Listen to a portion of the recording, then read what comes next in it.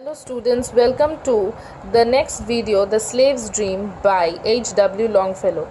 Thank you for your liking and supporting me for my channel One Stop All Poetry Solution. Keep liking, sharing and subscribing to the channel for more such updates. Don't stop sending me any poems by any author. Just send me the link or the text, and don't forget to send me which class you belong to, and I will obviously help you in getting through the poem with ease. So today we will start with The Slave's Dream by H.W. Longfellow. Henry Wadsworth Longfellow. Henry, Henry, Henry Wadsworth, Wadsworth,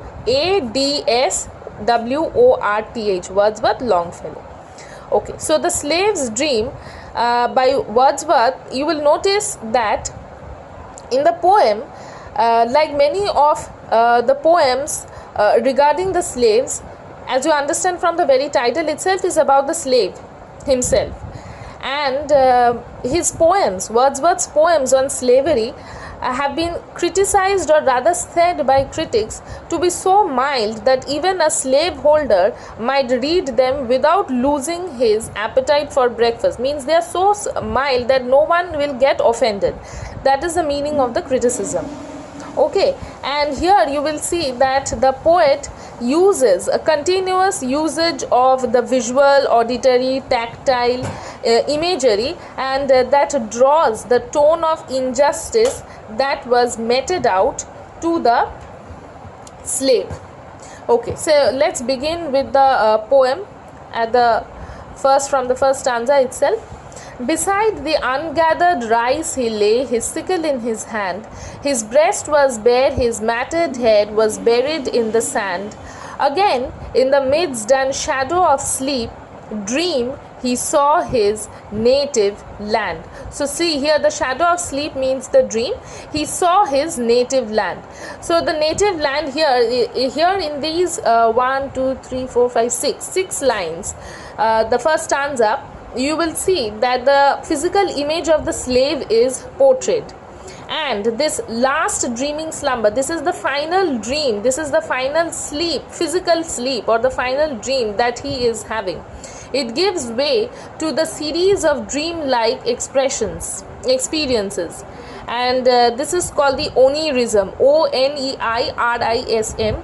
You can look up the dictionary also and find the exact pronunciation if you think that there are some alternate pronunciations. Okay, so here, beside the ungathered rice he lay, his sickle in his hand. These two expressions indicate the incomplete work, and his dream, it is the dream of the slave, tells us of the terrible condition of the slave. He lay, he's just lying, he's not even asleep. If he was asleep, means after he had finished his work and he was sleeping, he was tired and he was sleeping, that kind of rest, the rest like state, then the poet would have mentioned it directly. But what is the poet telling? The poet is telling that he simply lay. This simply lying is, this word is noted for his exhaustion. He is exhausted. His breast was bare, indicates that he was without any clothes. There was vacancy or vacant expression. There was nothing. He did not have anything. Neither did he have any clothes, neither did he have any other thoughts except of torture, extreme hard work, labor and pressure. His matted head was buried in the sand. Again, in the midst and shadow of sleep, he saw his native land. So again, in the midst of the shadow of sleep, means again in his dream, there was a repetition of the dream of his native land, was buried in the sand. When you put your head or hand into the sand, you will see that it directly does not go seep inside. It takes some time to seep inside. Slowly, so this indicates the slow creeping death. Death was coming to him very slowly. A person does not die all of a sudden, just like that. He has hints. It slowly creeps in. There is like if a person is dying of illness, slowly the death creeps in. Probably he'll have some organ failure, and then there will be death of his organs, there will be death of his heart, there will be death of his brain, and then he finally dies. And this sleep is the precursor of the eternal sleep, that is death. Okay, and here you will see one thing that is important in the first stanza, as I have also mentioned, that in your dreams you generally see what you miss or crave for, and that is what is very clearly stated here. Wide through the landscape of his dreams the lordly Niger flowed. Beneath the palm trees on the plain once more a king he strode, and heard the tinkling caravans descend the mountain road. So what is the poet telling in the second stanza? We see that the slave, or once he was a king, is dreaming of his stature as a king. So the stark contrast between the first stanza and the second stanza, you will notice, is that in the first stanza he is being ruled, and in the second stanza, in his dream, he sees that he was once the ruler, telling the readers of his grandeur, of his stature as a ruler. He was a ruler and now he is being ruled. The lordly Niger flowed. So everything is kingly about it. Be it the river, be it his stature, be it his gait. There was pride in him. See, he strode. There was pride in his gait. The tinkling caravans descend the mountain road. So there are hints of movement. Unlike the condition that he is living in now, his movement was restricted, and during those times when slavery was prevalent, the slaves were shackled, they were chained.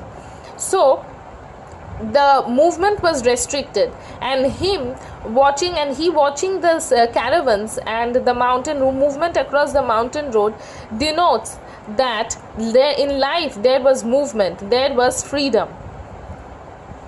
Okay, so now we will move on to the next one. There is nothing very difficult in the poem, but there is in-depth meaning hidden here.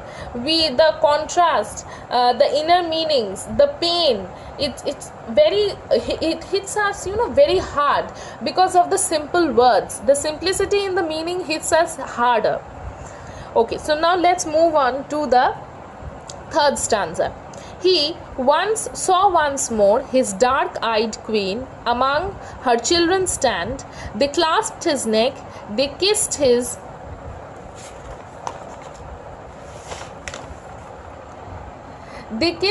cheek, they held him by the hand. A tear burst from the sleeper's lids and fell into the sand. So what is the poet telling here? What is the poet telling in the third stanza? That he once more saw his dark-eyed queen. His queen means his wife.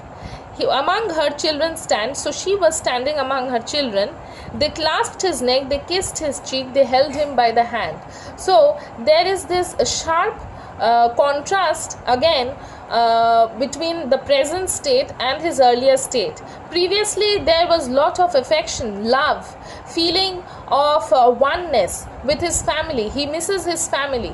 That affection, that love, the care, touch. See, I have marked as A, B and C. A is clasped, then B is kissed, and C is held him by the hand. So held is the C. These are the affectionate gestures that are very clear.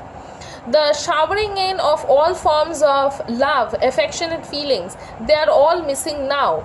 He is, as you will see in the latter stanzas, that he is being whipped, unlike the stature where he was held with lots of affection, with lots of feeling, with lots of care. He saw once more, again the repetition, like in the first stanza you see that he had dreamt of it earlier. These are the hints that he had dreamt of it earlier also. Okay. A tear burst from the sleeper's lids and fell into the sand.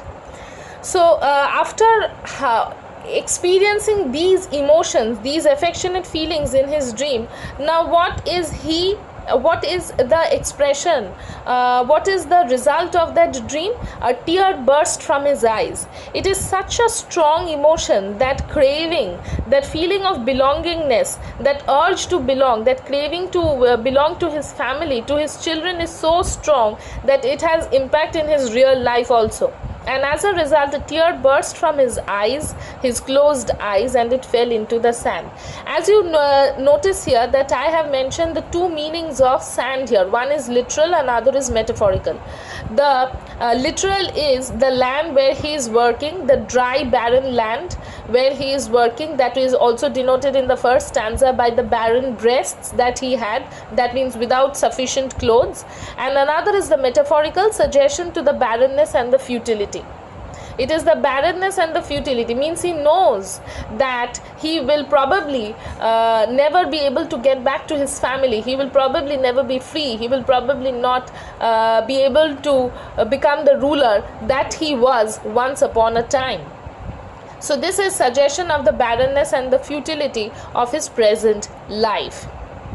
See, I have also mentioned that it is the tear burst from the sleeper's lids. This is a very strong and important line, and it is a strong reminder to the readers how the real and the dream mingles with one another. They come on the same platform. Okay. And then at furious speed he rode along the Niger's bank. So Niger generally flows in Africa. So one thing that we come to know is that his native land or his origin was in Africa. He belonged to Africa. Some place that is not very clear here. So he belonged to Africa. That is his native land. Along the Niger's bank, his bridle reins were golden chains, and with a martial clank at each leap, he could feel his scabbard of steel smiting his stallion's flank. At the beginning of the poem only I told that the poet has successfully used the visual, auditory and tactile imagery to draw the tone of injustice. And here in this fourth stanza, the tactile imagery is very, very clear. As you see, the golden chains, clank, the scabbard of steel, smiting, these are all the sounds where you can hear and also touch. So auditory and tactile are very clearly stated here. Okay, and then at furious speed he rode along the Niger's bank. So furious speed suggests the freedom, the control, the dominance that he had as a ruler, as a king.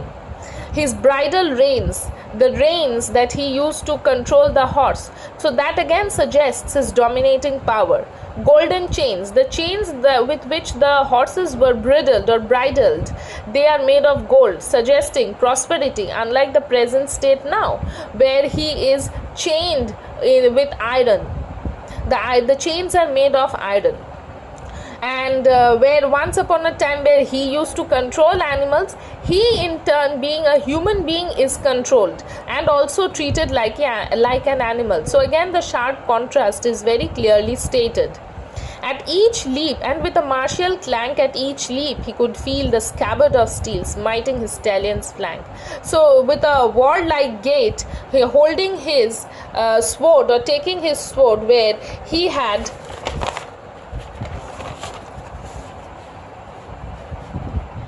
taking the sword where he used to hit the stallion's flank, the case where he used to keep the sword, that used to hit the stallion's flank, and that used to spur the horse to move on further. So that suggests movement and also freedom. As I have mentioned here, that the chains with which the animals were controlled are now used to shackle him. This may be a probable indicator to the degradation of his stature, of him being treated like an animal. So once a ruler, once a king has now become an animal. The present state, as I have mentioned here, freedom versus captivity and prosperity versus poverty. Freedom. Now he was earlier free, he was free to move about, he was free to ride the horse at a furious speed, and now he is captivated, he is kept in chains, there is restriction of movement. Prosperity, he used to bridle the horse with golden chains, he used to move about with a martial clank, with a warrior like gait, and now he is in poverty, he hardly has clothes to wear, he is sleeping lying over the sand with his matted hair on the ground, buried in the ground. Before him, like a blood-red flag, the bright flamingos flew.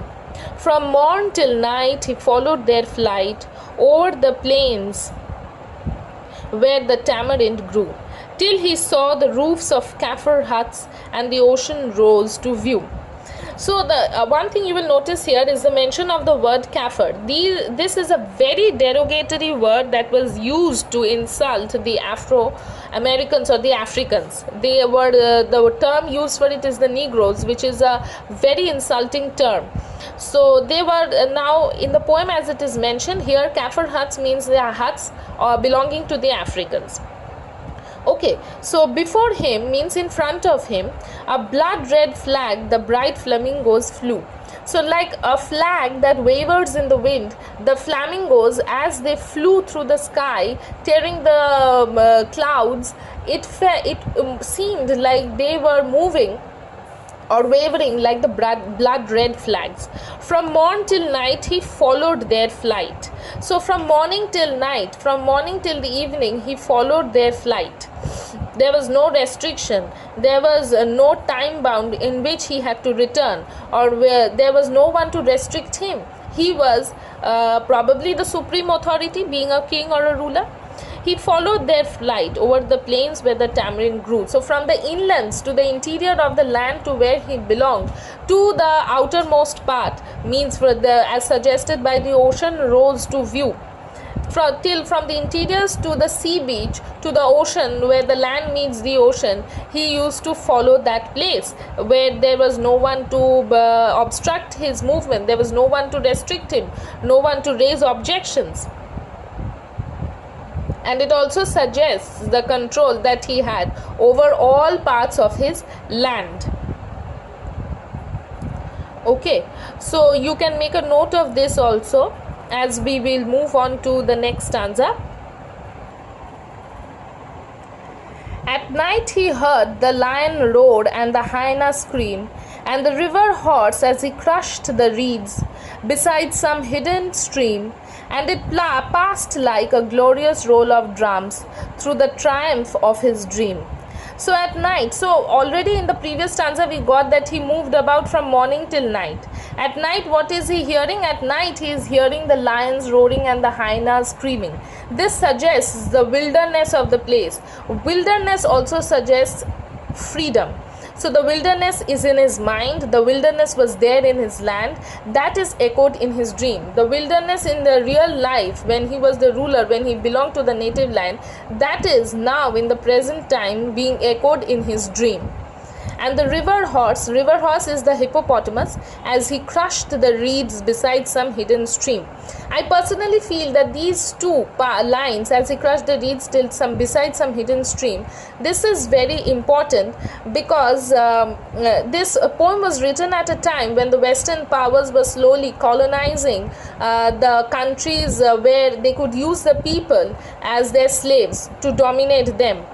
So he, being the ruler, also suggests the exercising of his power to exercise or to lay the stress that he is no less important or no less superior to the Western powers and to exert his dominance. It also may suggest that the Western powers were also trying to exercise control, were also trying to colonize these lands, Africa and the other nations, by similarly crushing the reeds, crushing the places, the water plants, by ignoring the animals, by crushing the wilderness, moving even to the interiors, to the hidden parts where no one ever reached, making sure that their power reached every corner or every part of the world, just like the king, the slave who was once a king, tried to do the same way by exerting his dominance, exercising his dominance over some hidden stream which was unknown. So from the remotest part to the most prominent part, he tried to exercise his control and dominance. It may be treated as a kind of challenge to the Western powers before he finally gave up, or finally he had to lose.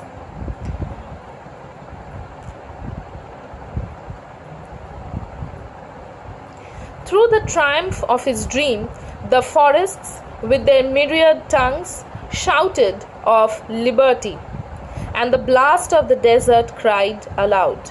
with a voice so wild and free that he started in his sleep and smiled at their tempestuous glee. So the forests again suggest the wilderness of his mind with their myriad tongues, with their different tongues. Why different?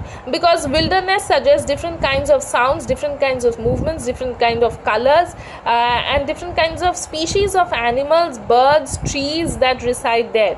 So myriad means different, wide variety.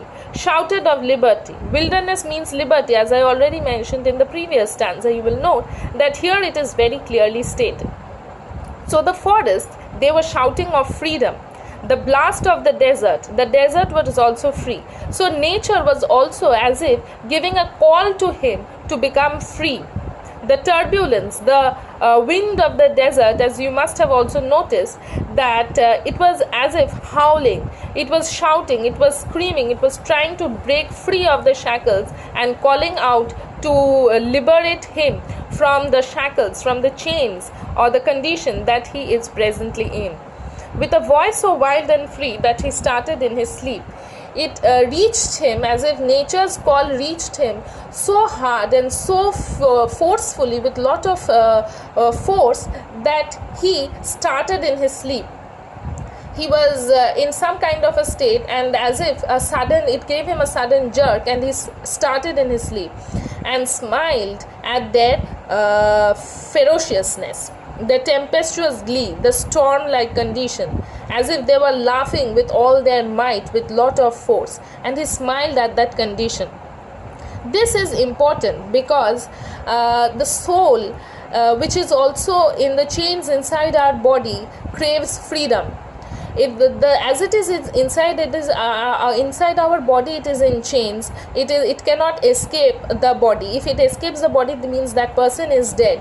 So once the soul is inside, the person is alive. He is said to be alive, but that soul is being continuously dominated, twice dominated. Why? Because once it is chained inside the physical body, and secondly, he being a slave, he is twice chained by the slaveholder. So in this kind of a situation, there is a constant craving from the soul also to break free from the shackles of the physical chains and move out to the world, to a realm where there would be no one to restrict him, to stop it from experiencing liberty or freedom on a large scale as he used to experience. This, you see, I have also mentioned the importance of the smile. Why did he smile? He understood that probably the call of nature it is time for him to become free. And since the time has finally arrived, he was probably responding to that call with a smile.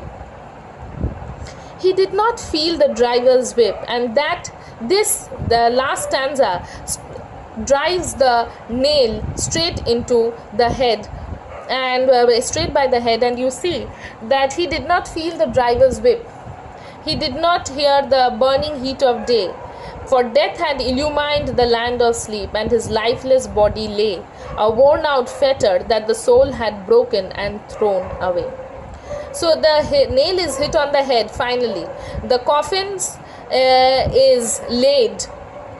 Okay, it was the final nail to the coffin.